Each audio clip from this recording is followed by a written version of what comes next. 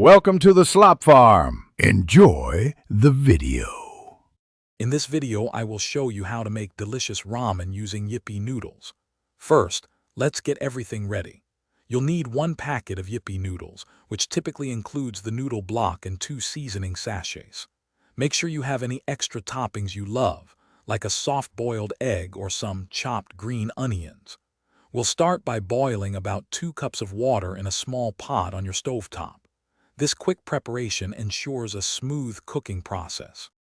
Once your water is at a rolling boil, gently place the Yippee noodle block into the pot. It's important not to overcook them, so set a timer for precisely 3 minutes.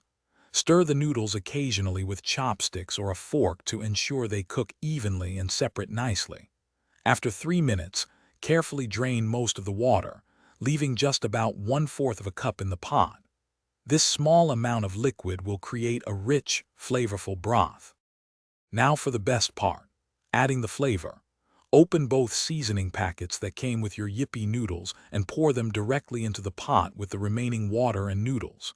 Stir everything together really well until the seasonings are completely dissolved and the broth is uniform.